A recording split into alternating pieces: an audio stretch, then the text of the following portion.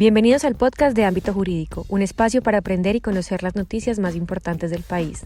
Recuerden seguirnos en nuestras redes sociales para estar al día con nuestro contenido. Nos encuentran en Spotify, Apple Podcast y Google Podcast. En Instagram y Facebook estamos como Ámbito Jurídico Legis y en Twitter como Ámbito Jurídico. Hola a todos, mi nombre es Natalia y esta semana tuve la oportunidad de conversar con el representante a la Cámara, Gabriel Becerra. Hablamos sobre el fallo de la Corte Interamericana de Derechos Humanos que condenó al Estado colombiano por el exterminio del partido político Unión Patriótica. La Unión Patriótica se introdujo en la política nacional tras fundarse a finales de mayo de 1985 a raíz de los diálogos de paz entre las guerrillas de las FARC y la administración del entonces presidente Belisario Betancur. El 30 de agosto de 1986, durante los primeros días de la presidencia de Virgilio Barco, fue asesinado en Barrancabermeja, Santander, el representante a la Cámara por la Unión Patriótica, Leonardo Posada. Este hecho dio inicio a una sucesión de homicidios, persecuciones y ataques en contra de líderes militares y simpatizantes de este movimiento político. Esto fue lo que el representante tuvo para contarnos. Representante, muchas gracias por estar hoy con nosotros. Me gustaría que empezáramos esta conversación con un poco de contexto. Cuéntenos sobre la Unión Patriótica. Lo primero que tendría que decir es que la Unión Patriótica surge después de que durante 30 años de conflicto armado se intentara en el marco del gobierno del doctor Belisario Betancur un primer intento por abrirle camino no a una solución militar, como ha sido la clásica fórmula de los gobiernos, sino, y ahí radica yo creo la importancia en el reconocimiento del carácter político del conflicto y por ende la búsqueda de la solución política negociada al conflicto. Ese es el contexto en el cual surge la Unión Patriótica, fundamentalmente con tres ideas, diría yo. La idea de la solución política, por ende de la paz y la superación de la violencia y la guerra por la vía del diálogo y los acuerdos. En segundo lugar, la democratización del régimen político en un contexto donde, por ejemplo, se presionaba y se dio la elección popular de alcaldes y después el surgimiento de una nueva constitución. Y el tercer objetivo son las transformaciones sociales. En las primeras elecciones del 86 se obtuvieron 300.000 votos y se eligieron alcaldes, concejales, diputados. Y bueno, eso representó sin lugar a dudas una oxigenación a la democracia colombiana que no supieron interpretar algunos sectores del establecimiento y su reacción fue la violencia, el ataque personal, el magnicidio, la tortura, el desplazamiento, entre otros violaciones a los derechos humanos. Fueron años supremamente dolorosos, asesinatos, desapariciones, exilios e incontables violaciones de derechos humanos, más de 6.000 víctimas. Pero creo que es importante que recordemos en este momento quiénes fueron esas personas. El exterminio abarcó varias generaciones.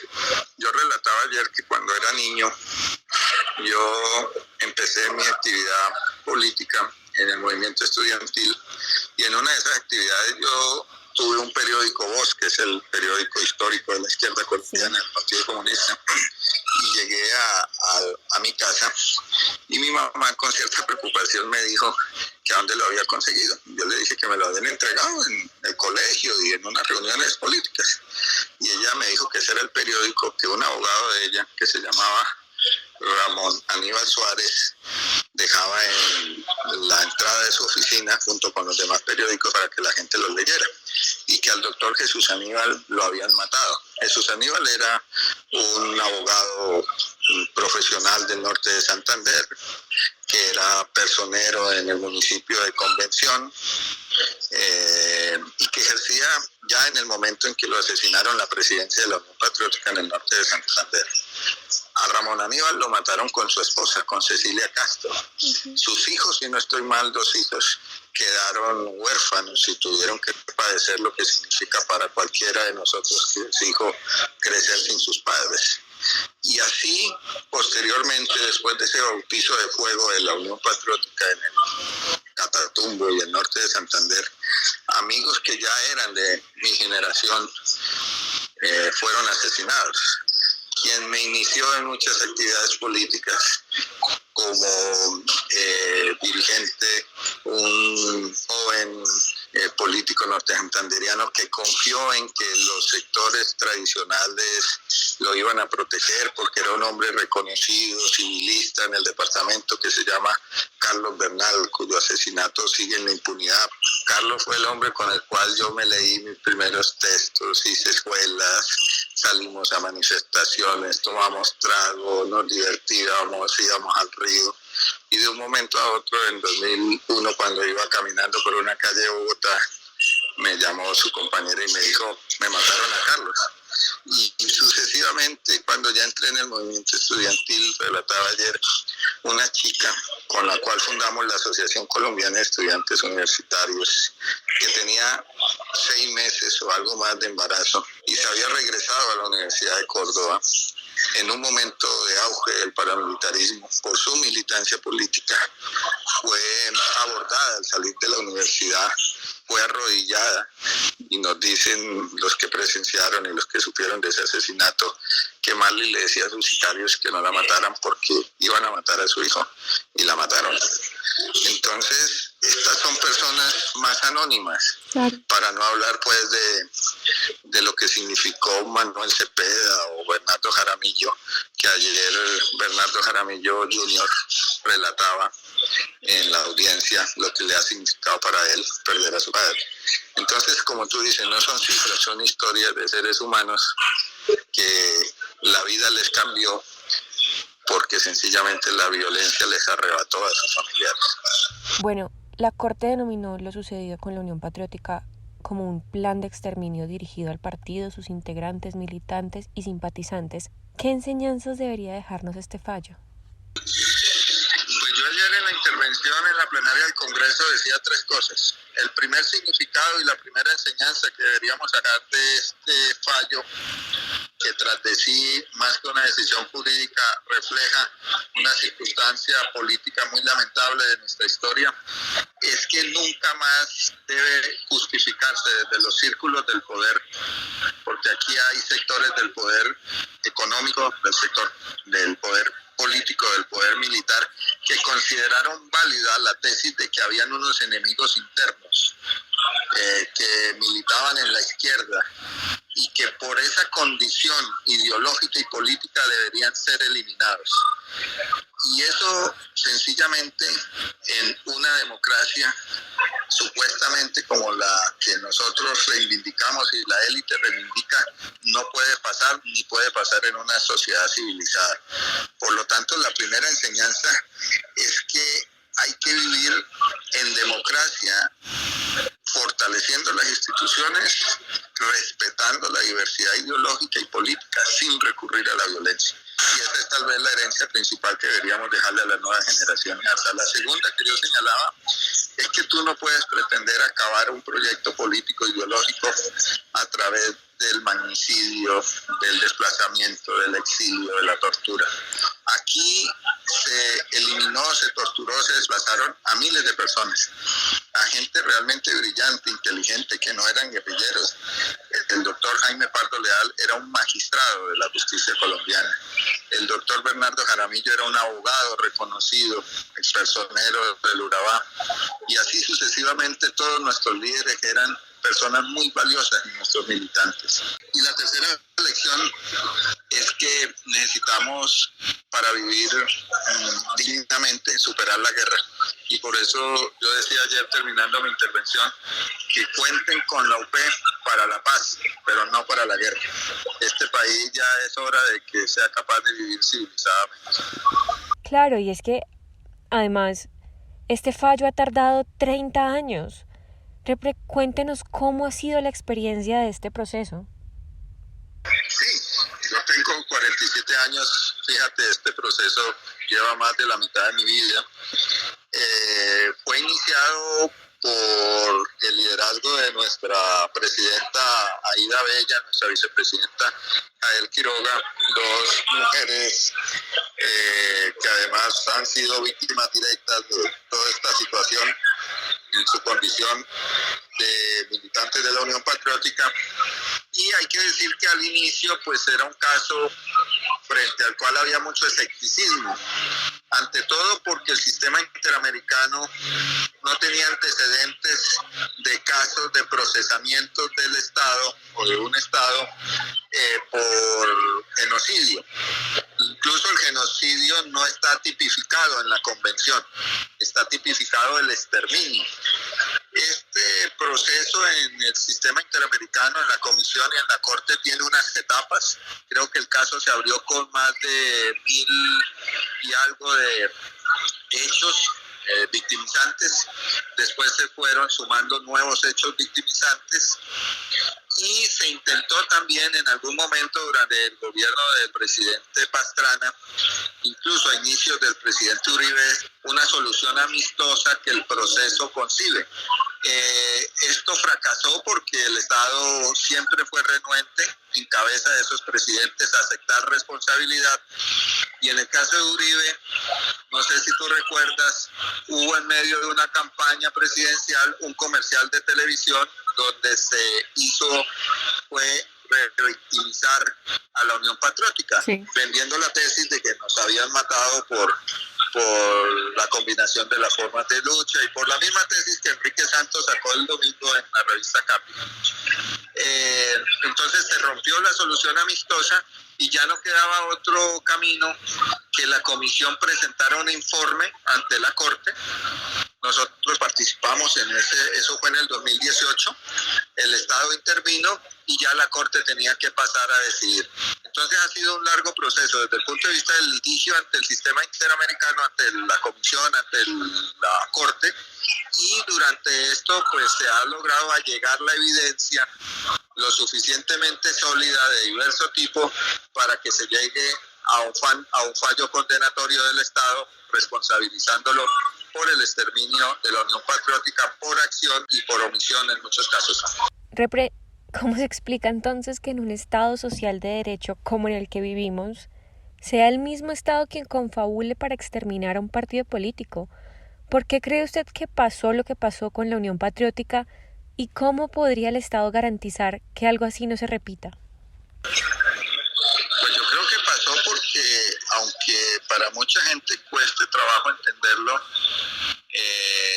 Colombia no es una democracia plena, Colombia es una democracia restringida, es una democracia que, aunque aparenta respetar un Estado de Derecho y después de la Constitución del 91 un Estado social de derecho, tuvo a oficiales de la República, tuvo a ministros, tuvo a altas dignidades del Estado contribuyendo a la eliminación física de unos ciudadanos.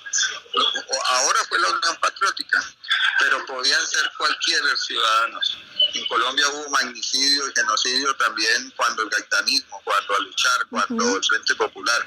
Claro. Entonces, eso pasó porque la democracia colombiana todavía es una democracia restringida, es una democracia muy débil y no se vive de manera plena. Yo creo que eso fue lo que permitió que algo así pasara. Una democracia no es solamente, como dice la teoría liberal, reglas inciertas para resultados ciertos, o sea, solamente un aspecto procedimental. Una democracia, como decía el maestro Carlos Gaviria, es igualdad y es defensa de la vida. Si no hay igualdad y si no hay defensa de la vida, no hay democracia. Ok. ¿Y qué puede hacer el Estado para garantizar que esto no se repita? Pues yo creo que ser un Estado verdaderamente democrático, ¿no? Uh-huh. Estamos ante una oportunidad histórica de aprender de lo sucedido. Creo que debe empezar por reconocer que pasaron estos hechos.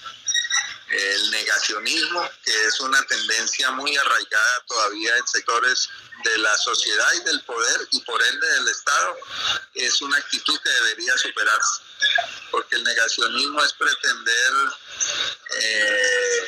justificar hechos que hoy jurídicamente están probados ante tribunales internacionales. Entonces, yo creo que el Estado debe superar esa lógica negacionista y el Estado como expresión de intereses de poder de la sociedad, porque en últimas el Estado es el reflejo del poder de la sociedad también.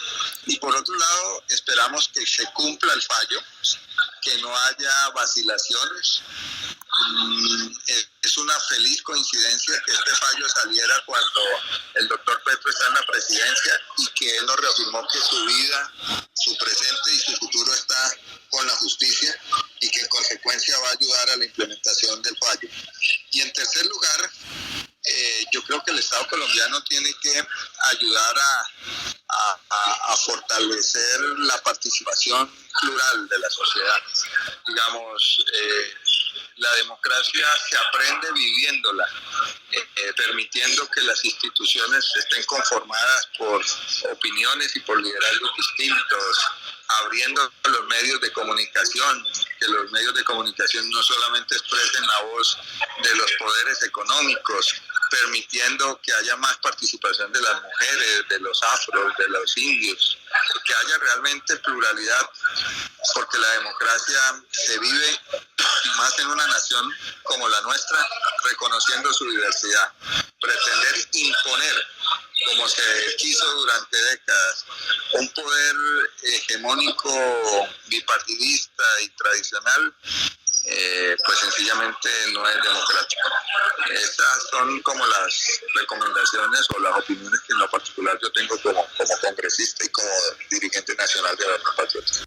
Repre, en el fallo se ordenó elaborar, entre otras cosas, un documental y una campaña nacional para medios públicos. ¿Usted cree que estas son estrategias suficientes para sensibilizar a la sociedad sobre la violencia, persecución y estigmatización que vivieron los dirigentes, militantes, integrantes y familiares de los miembros de la Unión Patriótica? ¿Qué más podemos hacer como sociedad para que algo así no vuelva a pasar? Yo creo que son insuficientes, ¿no? Pero hay que empezar por ellas, ¿no? Creo que hay que parar también el genocidio y el exterminio que continúa. Más de 360 firmantes del acuerdo de paz han sido asesinados. Claro. Y eso es realmente contradictorio con el mismo espíritu del fallo.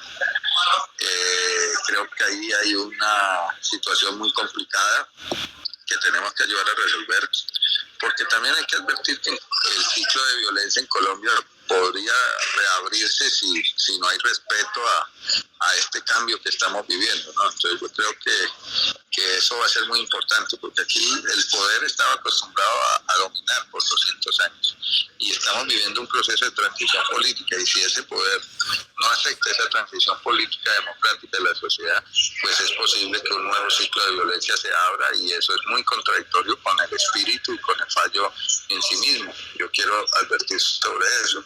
Claro. Creo que en el campo pedagógico hay que hacer mucho, ¿no? Nosotros no queremos venganza, ni las víctimas quieren venganza. Creo que lograr que las nuevas generaciones, incluso sectores grandes de la población, sepan qué pasó con la Unión Patriótica es una contribución muy importante a la verdad y una contribución muy importante a la memoria colectiva. Usted no me va a creer, pero yo pues soy profesor universitario, y en clases a las que asistía me sorprendía conocer que muchachos, estudiantes de Derecho, no sabían qué era el Frente Nacional, qué había pasado con Jorge Eliezer Gaitán, cómo surgieron las guerrillas en Colombia. O sea, creo que hay un vacío de memoria que hay que ayudar de manera plural a llenar, porque eso da pie para que en el olvido muchos de esos hechos se puedan reproducir, y lo que hay que impedir es que haya olvido y silencio. Hay que garantizar la memoria, la verdad de lo que pasó, para que tus hijos, mis hijos, las nuevas generaciones sepan que pasó algo horrible que no puede volver a pasar en nuestro país. Y creo que esos actos de reconocimiento y esos actos de memoria es muy importante. Claro. Y ahí hay que avanzar mucho. La Corte le dio al Estado colombiano 2 años para retomar las investigaciones relacionadas con el exterminio de la Unión Patriótica. Asimismo, ordenó una búsqueda para determinar el paradero de las personas desaparecidas. Todo esto con el fin de esclarecer la verdad de los hechos. ¿Qué espera usted que suceda en términos de justicia y reparación? Pues nosotros, abierto, ante la JEP, ¿no? Que es el caso número 6. Sí. Esperamos que ese caso pueda contribuir al esclarecimiento de los derechos a la justicia restaurativa, pero justicia, a la verdad, a la reparación. Igual estamos en los otros componentes del sistema, ¿no? En el de la Comisión de Búsqueda de Personas Desaparecidas y en el de no repetición. Digamos, allí lo que esperamos es que esos mecanismos sean eficaces, presenten pronto resultados y contribuyan realmente a lograr el resarcimiento de las víctimas. Por otro lado, no nos hemos leído, y yo en lo particular no he podido leerme toda la sentencia, pero sé que la sentencia establece lo que tú señalas, ¿no? Van a haber 2 años para que se pueda retomar investigaciones y, digamos la verdad, se puedan encontrar responsables que al día de hoy no han aparecido frente al caso de la Unión Patriótica. Yo creo que eso pasa porque se reabran los casos. Hay casos de magnicidios muy significativos que siguen en la impunidad y también casos de violaciones de diversos derechos a militantes anónimos que tampoco han recibido respuesta de la justicia. Y lo más seguro es que nosotros pues fortalezcamos una estrategia para que ante la Fiscalía y ante la justicia hayan medidas ágiles en concertación con el Estado para el cumplimiento de este derecho conforme a lo que dice el fallo, ¿no?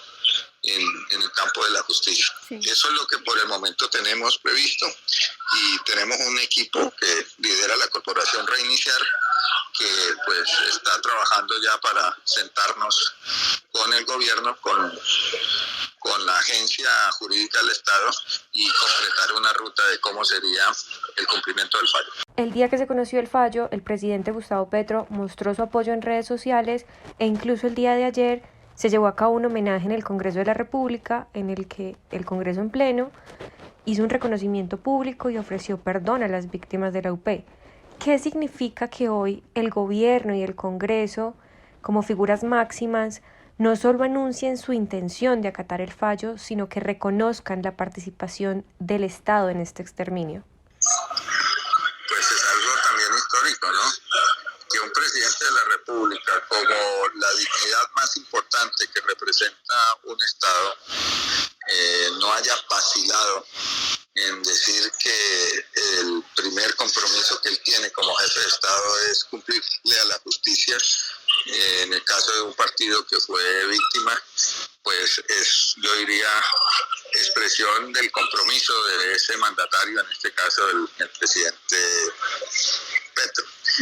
Nos sorprendió, tengo que decirlo, con agrado, que los presidentes de Senado y Cámara, Roy y Racero, no hayan dejado pasar el tiempo y con celeridad tomaran la decisión de hacer esta sesión conjunta. Hay que ser objetivos, siguen habiendo sectores políticos en el Congreso también negacionistas, sectores que no les debió haber gustado para nada el fallo, sectores intelectuales, políticos, económicos. A mí en lo personal, pues no me sorprendió la columna de Enrique Santos, porque esa ha sido la postura que han sostenido desde hace muchos años él y otra gente. Y es decir, en últimas, que a la UP la mataron porque existía una teoría de combinación de formas de lucha, como si nuestros militantes que fueron víctimas estuvieran camuflados, hicieran proselitismo armado, ¿no? Los que estaban delegados por las FARC para participar del inicio de la Unión Patriótica, cuando vieron que esto no funcionó, se regresó y la demás gente quedó expuesta y el Estado no los protegió. Por el contrario, patrocinó, como en el caso del magnicidio de Bernardo Jaramillo Osa, con sus declaraciones, que estos hechos sucedieran. Entonces, pues sencillamente los poderes del Estado tienen que dar ejemplo. Creo que ya lo hizo el Ejecutivo, lo hizo el Legislativo, y pensaría yo que el Poder Judicial tiene muchas cosas que decir también, más cuando muchos de los asesinados, empezando por Jaime Pardo, venían de su seno, ¿no? Jaime Pardo no tenía futuro tampoco en la rama judicial, porque esta es una rama judicial que lamentablemente también está politizada, y pues su renuncia del Poder Judicial no recuerdo bien ahorita si renunció o lo echaron, pues muestra también que el Poder Judicial tiene una responsabilidad en este país. Bueno, representante, finalmente, cuéntenos qué sigue para la Unión Patriótica después de este fallo. Pues básicamente nosotros retomamos en el 2013 la decisión del Consejo de Estado que devolvió la personería jurídica. Solamente nos devolvió la personería jurídica, no las garantías. En ese campo creo que el fallo es insuficiente porque nosotros pedíamos medidas de reparación política que habrá que mirar más en detalle cómo quedaron en el fallo. Y a pesar de esas adversidades, pues fuimos reagrupando una diáspora, ¿no? La que se fue al exterior, la que se fue a las otras organizaciones, la que por miedo se quedó quieta. Y también fuimos incorporados nuevas generaciones, como en el caso particular. ¿Qué balance podemos hacer? Pues que además de la lucha por la justicia, que hoy tiene una conquista tan importante como la del fallo, hemos tenido una lucha política que, para serte honesto, nos desbordó en nuestras expectativas. Nosotros somos una bancada en el Congreso de la República, con Aida, con Jael, conmigo, con Clara, con la misma Piedad, que están avaladas también por la Unión Patriótica. Somos un partido de gobierno, tenemos participación en ese gobierno. Nuestra ministra de Cultura es sobreviviente de la Unión Patriótica como la ministra de Trabajo, y eso hace unos años era realmente impensable, ¿no? Eso iba a decir, ¿quién lo iba a pensar?